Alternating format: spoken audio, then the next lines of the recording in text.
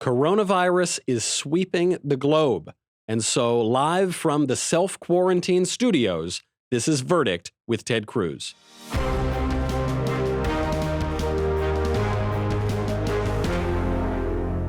Welcome back to Verdict with Ted Cruz. I'm Michael Knowles. And Senator, I have to ask, as somebody who spent a lot of time with you at CPAC, how are you feeling? You know, I'm feeling great. Thank you for asking. How are you feeling, Michael? I'm feeling good, and I'm feeling better now that I know that it would appear that you have not suffered any consequences as a result of exposure to coronavirus. Well, I think that's right, but let me tell you what happened and how it came for me to be alone in my living room right now. Saturday night, so 3 days ago, I got a call from the organizers of CPAC, and they called and said at CPAC there was an individual who had since gotten sick and tested positive for coronavirus. And they asked him, who did you interact with while you were at CPAC? And he mentioned one senator, me. And so the CPAC organizers described this to me, and I remembered I saw this gentleman backstage outside the green room, and we said hello, and I shook his hand. The whole interaction was probably less than 60 seconds. It was just good to see you, shook his hand. We may have taken a selfie, and that was it. So anyway, CPAC tells me, well, this individual, unfortunately, is now sick, and he's tested positive. So I sat down and made a whole series of phone calls, and I reached out to health professionals, reached out to CDC, reached out to Health and Human Services, reached out to the health director of the city of Houston and of Harris County. And asked all of them, all right, what should I do? What is the proper conduct in this circumstance? What the doctors told me is that given the very brief interaction, that it was less than a minute, number one, and number two, given that it had been at the time 9 days since I'd seen him, and I had and have today no symptoms, I feel fine, I feel great, they said the chances that I had contracted the virus were very, very low. And in fact, they said I did not meet the CDC criteria for a self-quarantine. That being said, as I thought about it, I decided the right thing for me to do was to self-quarantine nonetheless. That just given the nature of the job, that representing 28 million people in Texas, I am out, I'm seeing people, I am engaging with people frequently. That it made sense to be prudent. And so I stayed home that evening, and since that time have stayed at my house, self-quarantining for 14 days from the point of the incident. But I am feeling great and healthy and strong. Well, that's good, because I think people want to hear, your personal experience. You're one of the main people we've seen in the public eye who self-quarantined. And I think there are two narratives emerging. On the one hand, we're being told that this is no worse than the flu. It's not a big deal. Everybody's overreacting. On the other hand, we're being told this is going to crash the global economy and we're all going to die. From your perspective, talking to experts, which narrative is closer to the truth? Listen, I think both of those extremes are wrong. This is a serious public health threat, and we should treat it seriously. The numbers are alarming. Since it began to spread, we've had over 116,000 cases worldwide. We've had over 4,000 deaths worldwide. Those numbers are very alarming.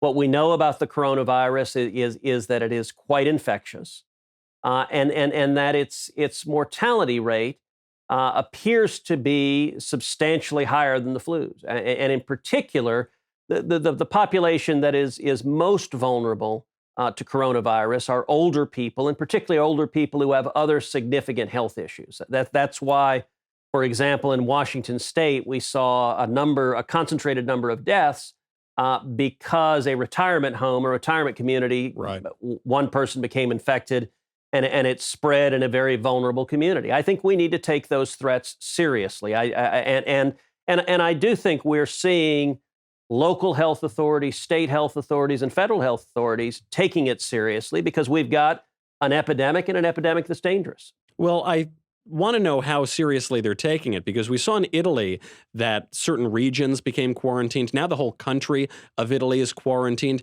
Do you think there's a chance that we could see those kind of measures here in the United States? I think it is certainly possible. We don't know right now about the scope of the spread, but if you look at the numbers, so this virus originated, as we know, in China, in the Wuhan province. There are now over 80,000 reported and confirmed cases of the virus in China alone. We're seeing numbers spread. I was looking at some of the numbers this morning that the United States, as of this morning, there were 761 cases. But we saw just this afternoon an additional 51 confirmed cases in the state of Massachusetts. Not only that, if we look at today's numbers just from Italy, Italy is the country with the second worst concentration of it after China. Just today, we had reported 977 new cases and 168 new deaths. I mean, that is troubling. And if we see those numbers grow, then I think we will see, we've already seen events being canceled. I think in particular, nobody should be surprised to see large events that have people coming internationally, to see those being canceled. We've seen a number of them canceled already, things like South by Southwest here in Texas. And I think that there's a good likelihood of that going forward. But if the numbers spread, if you look at what they've done in Italy, they've got the entire country basically under lockdown. They've canceled sporting events. They've shut down public gatherings because they're trying to contain the spread of it. And I think as the facts merit it, we should respond accordingly. But it seems to me the wrong way to approach this is from the perspective of politics, is from rhetoric and right. You see both sides trying to jockey for advantage. That we ought to be calm and sober-minded, and we ought to be driven by the facts. We ought to be driven by the science, and we ought to be listening to the medical professionals. Well, Senator, I know that you don't want to approach this from a political angle, which means you probably didn't watch MSNBC's coverage here, because you just used an absolutely forbidden phrase. You pointed out that the virus originated in Wuhan, which left-wing commentators have been saying is now racist to observe the origins of the virus. Your take? Well, I think there are times when the media becomes self-parodying, and that's a great example of it. Right. One of the reasons that this virus spread so rapidly and has been so difficult to contain is that early on, the communist government in China did not want to be public about it. And so they held quiet, they suppressed information. Look, we know that the communist government of China has a long history of lying, that they're not to be trusted to begin with. So the stats I gave you of 80,000 confirmed cases of the virus and deaths in China, over 3,000 deaths in China, that's based on what the communist government is telling us. Those numbers could be much, much worse. And their long-standing policy of state propaganda, I think, substantially contributed to the spread of this virus. I will say, I think the president of the Trump administration, perhaps the most important decision that was made early at the outset of this outbreak, was to shut off commercial air travel to and from China, to shut off both air travel and for Americans coming home to quarantine them and have screening. I think that was an unprecedented step. And just over a week ago, I chaired a hearing on the Senate, listening to expert testimony from the CDC and from Health and Human Services and from Border and Customs Patrol. All of the expert witnesses testified that the fact that we stopped air travel to China played a significant role slowing down the virus. It didn't stop it, but it slowed it down. And it may be one of the reasons why countries like Italy and Iran have a much higher level of infection right now, because they were not as quick to stop air travel. That being said, it is now in the United States. It is spreading in the United States, and we've got to treat it seriously. It is a virus that is contagious and is dangerous. Well, you bring up the deception of the Chinese government, and I think that's what a lot of people are wondering about now. It would be good to get your own insider perspective from Washington. Some people are saying this was just a bad case of bat soup, that people ate something they shouldn't have eaten, and that's how it spread. Others have pointed to this strange coincidence that there is a virus testing laboratory in Wuhan. Do we have any sense of the true origins of the virus? Well, we don't know for sure. I've asked medical experts, and they've said based on the sequencing of the genomes, it does not appear to be artificially created, that it appears to be a virus that has occurred in nature. You're right that a lot of people have focused on the Wuhan Virology Institute that is located right there. And indeed, they've got researchers there that are studying coronavirus and studying bats. I mean, that raises some obvious questions. At the same time, it's very interesting. Do you remember back last fall when the Houston Rockets, when Daryl Morey, the general manager, tweeted out about Hong Kong? He said, "Stand with Hong Kong, stand for liberty." Right. And the NBA went crazy, and China went crazy, and the NBA apologized profusely. I have to admit, it's kind of the same thing that anyone suggests, well, gosh, there are thousands, hundreds of thousands of cities all across the world. It just so happens this outbreak is there right where this virology lab is. And the collective media acts with this outrage of, okay, take your tin hat off. How dare you even ask that question? It's obviously a question that people are going to inquire. Look, the first step needs to be stopping this virus, stopping the disease and protecting human life right now. But there are certainly going to be questions following up if there is any connection or not. And that seems at least a reasonable question to ask. What are the odds that this has an effect on the 2020 election? And I don't mean just one candidate is going to do better than another candidate. Some people have written into the show to ask if there's a chance that if this really becomes a pandemic, everyone's quarantined, that they could even delay or postpone the election. That would strike me as an extreme circumstance. I don't see that as terribly likely. But I do think it is clearly an epidemic right now, a pandemic. In fact, one of the questions I asked the experts at the beginning, I said, all right, what's the difference between an epidemic and pandemic? I didn't know the difference. They said a pandemic is essentially where you have an epidemic in multiple geographic regions and multiple countries. This may well qualify as a pandemic now. You certainly have outbreaks, not just in China now, but in over 100 countries worldwide. And so the breadth of it is significant. It is unfortunate seeing some partisans who want to use this for political purposes. So they want to blame it all on President Trump, and we get they don't like Donald Trump. That's not lost on anybody. Right. But at the same time, I mean, he wasn't serving bat soup in the Wuhan province. I mean, good observation. Blaming all of this on Donald Trump is a little absurd, and you can see the media trying to turn it politically. They want it to be the equivalent of Katrina. And, President Bush, the way he handled Katrina, it was not, he got a lot of criticism, a lot of blame for how he responded to Katrina. The media is gleeful to see the president stumble in how he's handled it. I do think at the outset, as I said, the decision to halt air traffic was the right decision. And I'll tell you, President Trump called me, I think it was 2 days after he made that decision. And he said, what did you think? Did I do the right thing? I said, Mr. President, I think you did exactly the right thing. There are serious economic repercussions. And this was early. This was right when the outbreak had been reported that we stopped air traffic. And so there was some risk to the decision that the administration made, the president made.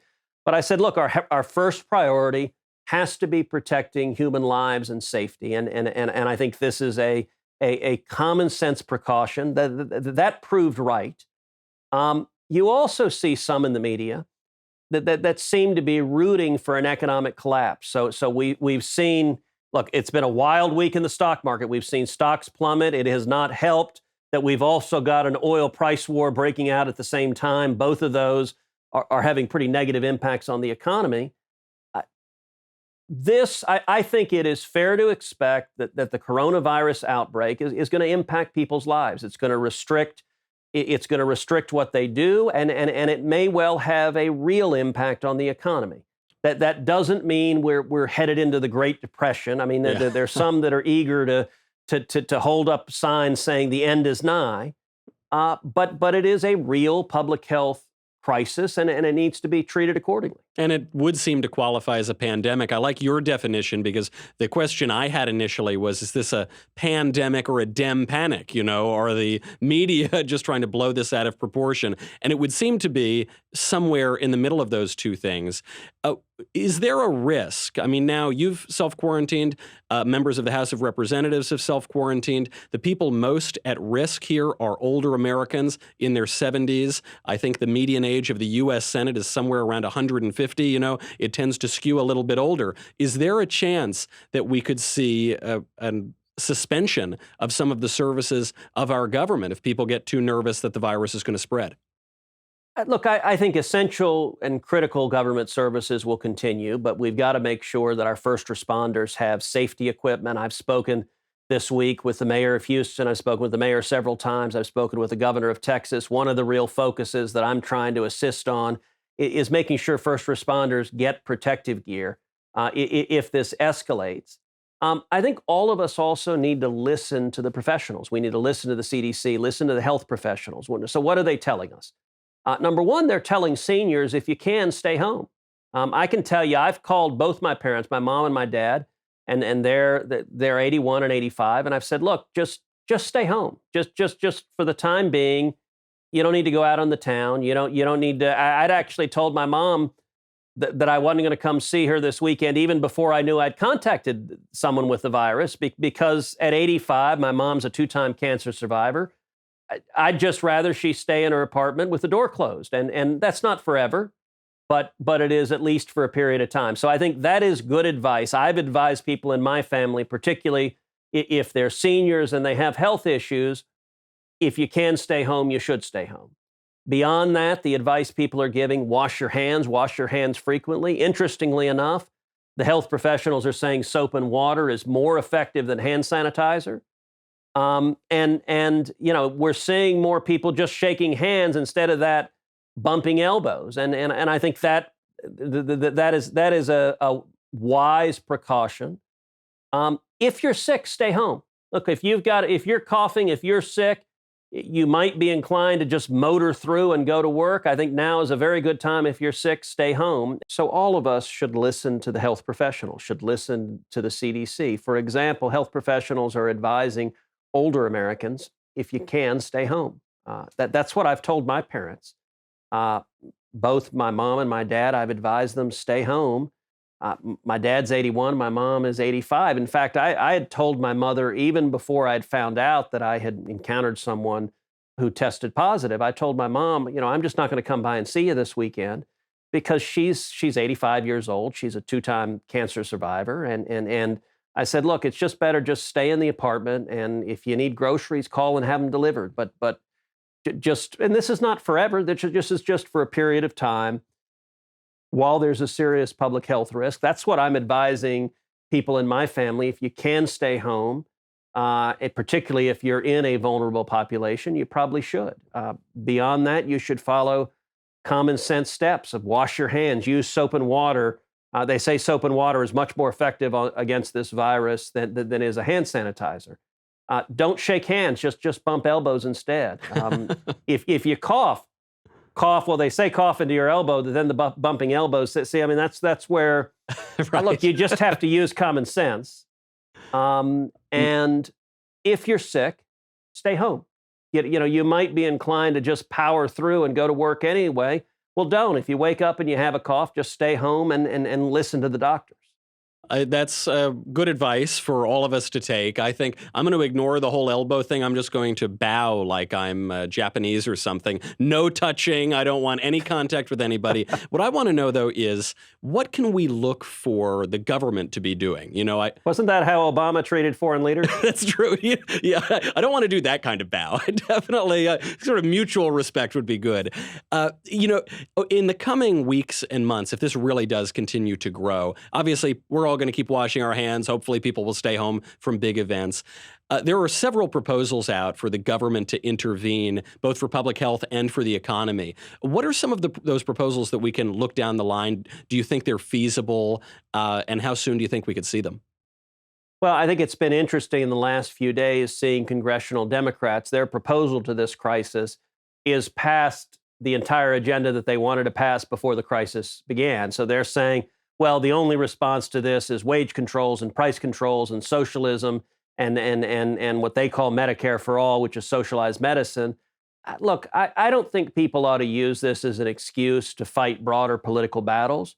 we should keep the public policy response targeted on actually where the problem is. That means we ought to be focusing on, number one, we just passed $8.3 billion in emergency funding for things like first responders, for things like screening, for things like additional resources for testing. I think all of that makes sense. I think we need to put more into protective gear. When I visited with the governor of Texas just a couple of days ago, that was one of his biggest concerns, was making sure that state and local officials had protective gear. I think looking at removing regulatory barriers to developing a vaccine or developing treatment protocols for coronavirus, that makes a lot of sense. I've got legislation that I've introduced for several Congresses called the Results Act that removes the barriers to new pharmaceuticals and medical devices getting approved. And what it says is, if another major developed country like an EU or like a Canada approves a pharmaceutical or a medical device, that the FDA has 30 days to approve it here. It accelerates it. I think particularly in the context of the coronavirus, that makes sense. We ought to maximize the incentives for medical research and innovation to, number one, prevent the spread of this disease, and number two, to help people who do contract the virus to protect their lives and safety. Right. Well, while all of our listeners are self-quarantining themselves, they've sent in a few questions. And so in our last, minute or two that we've got here, let's see if we can run through them. We've got one from Stop Anime. I guess that's a Twitter account. Stop Anime asks, there seems to be some potential that Ted Cruz gave Nigel Farage coronavirus. How is Ted doing / what action is he taking? And have you told Nigel? Thanks. Well, I appreciate that question. Actually, the odds of that are zero, because I did the Nigel Farage interview before we went to CPAC. Right. And so I saw Nigel the day before I encountered the individual with the virus. Now, look, that being said, Nigel, like me, like a lot of people in public life, encounters a lot of people. And when you have a virus that is an epidemic that is spreading, all of us have some risk of contacting it. But the person that I saw Nigel the day before I went to CPAC.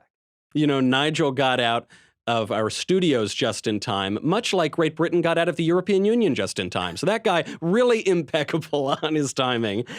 We've got a question about your colleague, Senator Chuck Schumer. This is from James. James points out that Senator Schumer the other day at a rally outside of the Supreme Court seemed to threaten Justices Gorsuch and Kavanaugh. He said, quote, "I want to tell you, Gorsuch, I want to tell you, Kavanaugh, you've released the whirlwind and you will pay the price. You will not know what hit you if you go forward with these awful decisions." James wants to know if this violates any law and if there will be any consequences that he'll face. Well, I certainly hope so. And what Chuck Schumer did, it was disgraceful. It was wrong. He stood in front of the court and he really crossed a line where he was threatening and he was trying to intimidate Supreme Court justices to affect the outcome of a case. And he threatened at a minimum political retribution, but there was more than a tinge of violence in the words he used. And those threats are not something that should be taken lightly. We live in an era where we saw a crazed leftist madman open fire at Republican congressmen at baseball practice because that madman wanted to kill specifically Republican congressmen. We've seen judges targeted for violence. So when you have Chuck Schumer calling for the whirlwind to be unleashed and to target these justices, it really crossed a line.